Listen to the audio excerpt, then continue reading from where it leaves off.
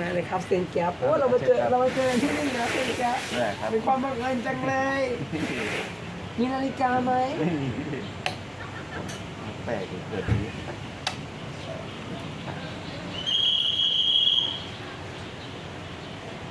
เดินเป็นเหรอมาซ้ายเนี่ย คิดว่าผมจะเดินหน้าซ้ายเทียมง่ายแล้วเนี่ยคือจะผมขึ้นตรงนั้นสกัดทุกที่เลยแหละ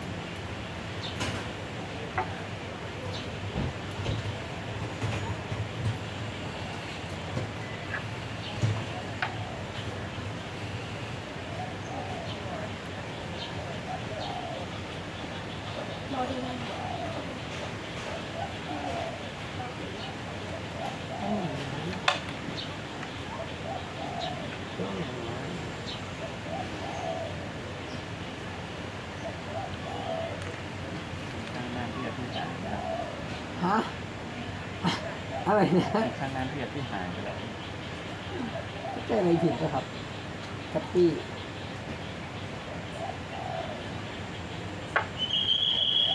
ไอ้คนที่เป็นโกงต้านนั้นไม่หายไปมันไม่ได้ใช่ผมเลย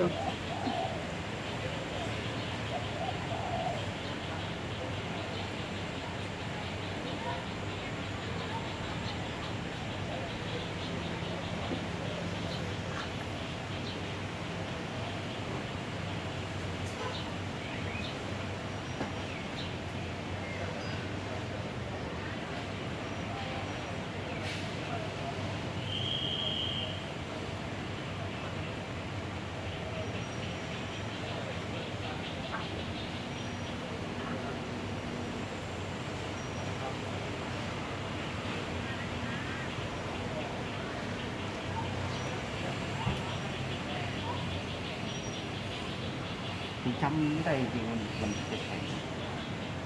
ผมอ๋อตัวนี้แข็ง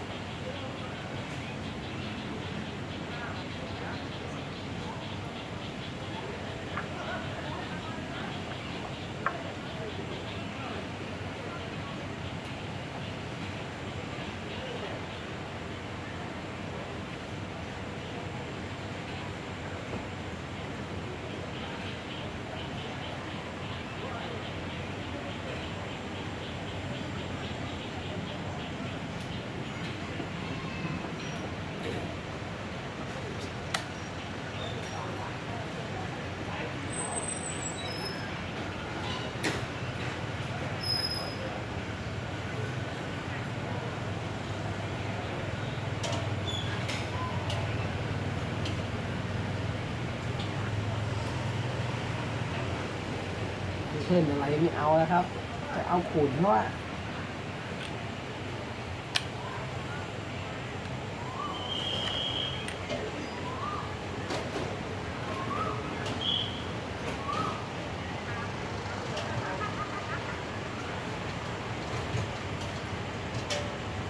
เดี๋ยวว่าจะไม่ได้แท่นเลยเสียแท่นก็ยังได้นี่ขอให้ชนะก็พอแล้วโอ้ยห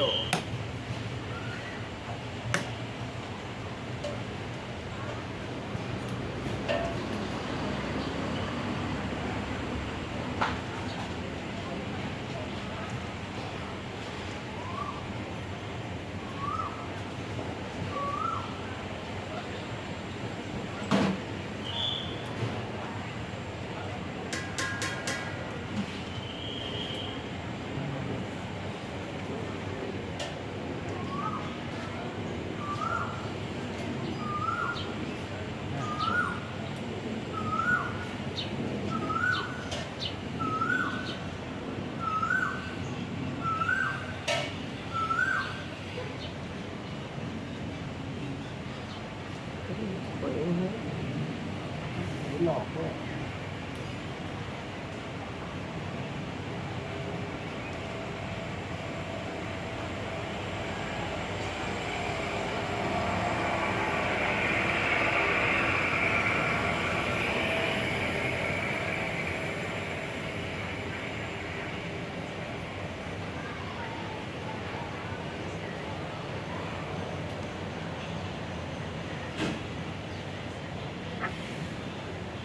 ษสุชาติขึ้นมานะครับเขากดขุนพลไม่ได้เลยดีไอ้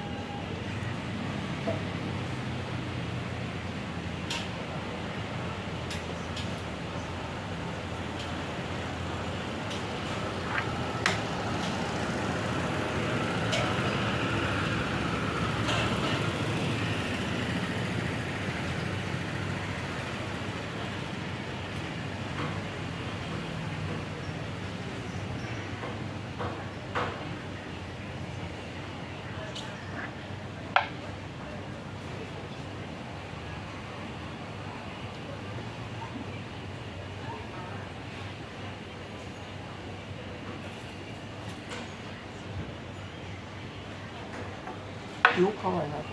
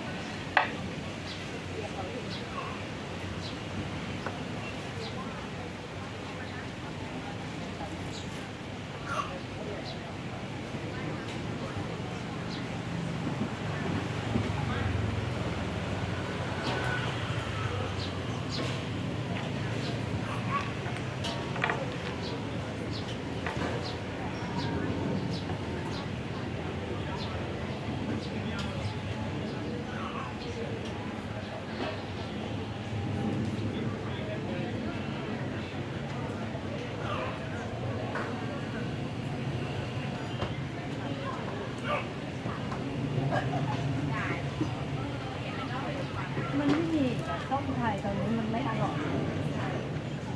เห็นก็มีแต่ต้มโค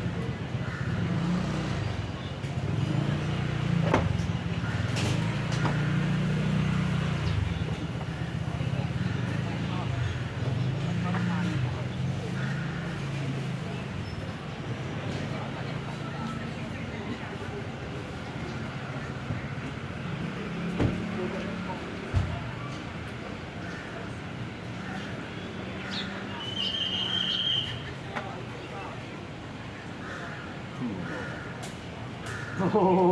ยากเสมอแล้วครับคุณแกปปี้น้องแข็งแรง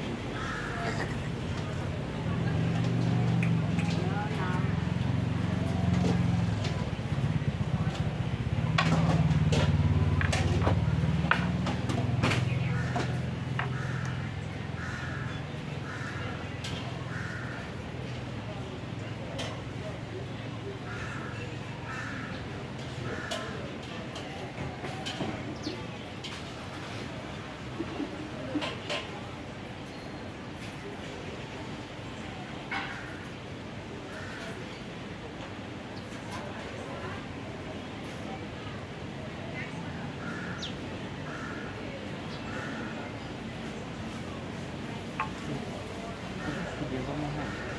ไม่ได้หรอกลูกกินตัวนี้ได้ไงอะโอ้ชนะเราเลย ไม่ให้ อย่างผู้ชายไม่เอาต้องบอกว่าทำไม่ได้ไม่ถามมึงเลย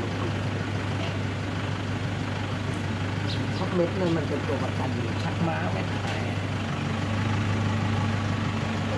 แล้วเดี๋ยวแกก็ต้องพูดคำที่เคยชินกระดานที่ต้องแก้ไป แค่ได้มาเสมอนี่ไงผมมาต่อเลยแล้วจับเป็นสองตก ตู้ม ต่อ เอาลองมา ต่อจับเป็นสองปัดกันแทน มาดิ ต่อเป็นสอง มาดิที่ตลอด นี่ไงเรื่องแค่ได้ยังไงแบบนี้ นี่เหรอแก ใส่สองเข้าไป โอ้โหไม่เหลือหรอกไล่กันมันขาวเนี่ย ตัวนี้ไม่มีตายเลย ไม่มีทางรอดไฟเบอร์น้ำเถอะน้ำด้วยครับเชี่ยพี่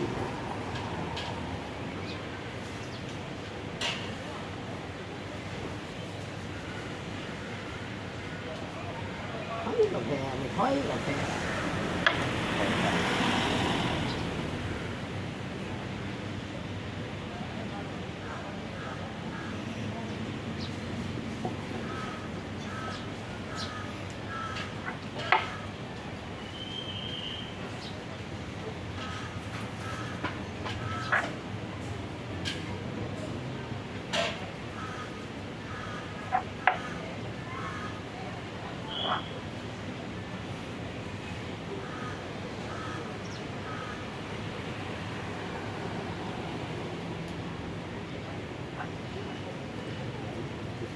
เรา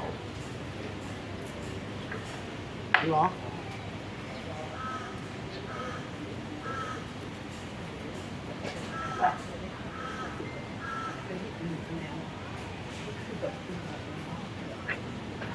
เขาร้อยลูกคาดโคน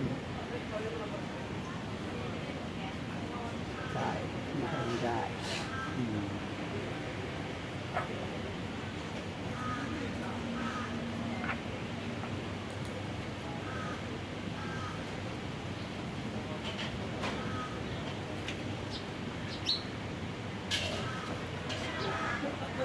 พี่ให้น้องได้แบบทำให้แพ้เท่านั้นน้องแก๊ปที่รักของพี่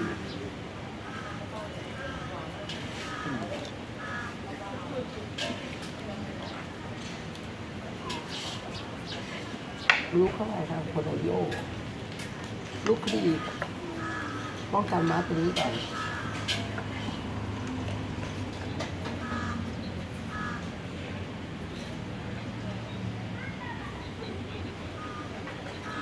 ทั้งหมด110,000มีคนเขาพยายามจะ ยังไม่ตายเหรอ มันคนมันพยายามคิดถึง22อยู่ ยังไม่ตายเหร แต่ อ พี่ก็ต้องดับฝันด้วยขอโทษด้วยนะ ไม่ได้ตายเหรอ เขาไม่น่าหรอก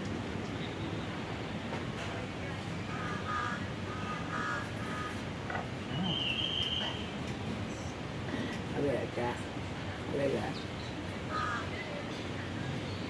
ถอย คิดว่าตายเหรอ อันนี้มาพี่ไม่เอาพี่ไม่เอาพี่ไม่เอาพี่กินน้อง เอา มีคนรักน้อง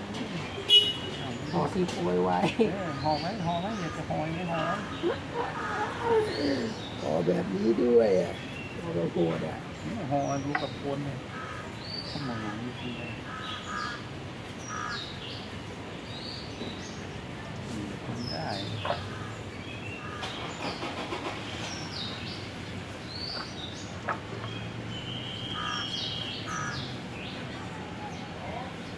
จำเป็นต้องลงกับคนนะ